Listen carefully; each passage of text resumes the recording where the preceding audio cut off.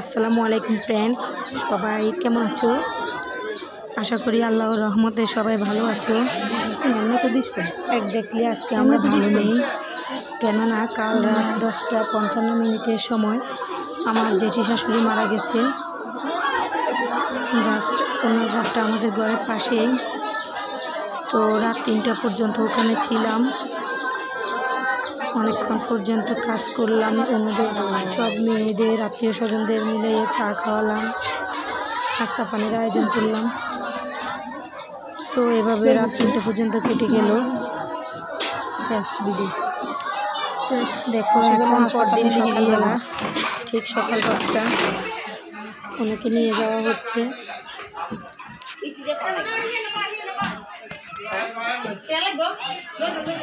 ওনার ছেলে মেয়েরা প্রচুর কান্না করতেছে। তো আপুদের আর ভাইয়াদেরকে যে কীভাবে আমরা সান্ত্বনা দেব, নিজেরাই বাসা খুঁজে পেলাম না, কেননা নিজেদের অজর অশ্রু ঝরতেছে দু চোখ বেয়ে।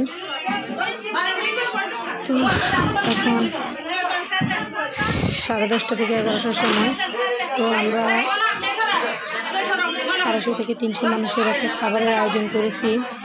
এতে ছিল গরুর মাংস, সবজি, ডাল এবং সাদা ভাত। তো যত আত্মীয় স্বজন এসছে সবাইকে যত সম্ভব চেষ্টা করেছি খাওয়ানোর জন্য। খালি পেটে কাউকে খালি মুখে যাইতে দেই নাই। তো ফ্রেন্ডস, তোমরা সবাই দেখতে পাচ্ছ খানার ব্যবস্থা করা হয়েছে। এখন এই ফাঁকে খাওয়া দাওয়া চলছে, আমি ভিডিও করতে পারি নাই, কাজে ব্যস্ত ছিলাম। এখন খাওয়া দাওয়া অলরেডি শেষ। দেখতেই পাচ্ছ ডেকোরেটরের লোকগুলো সব গুছিয়ে ফেলছে, এরা সব গুছিয়ে ফেলছে, রেখে দিছে। একটু পরে সব কিছু নিয়ে চলে যাবে। তো যার যার যেমন সব আত্মীয় স্বজন নিজ নিজ জায়গায় চলে যাবে, শূন্য বাড়িটা পড়ে থাকবে। আর আমরা মনে হয় যেন একা হয়ে গেছি, সবার চোখে শুধু আমাদের অশ্রু।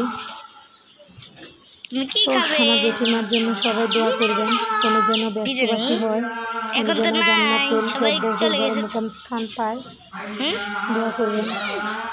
এখানে খালি আমার ছেলেটাই বসে আছে একা একা, সবাইকে খাওয়ানো সবাই চলে গেছে।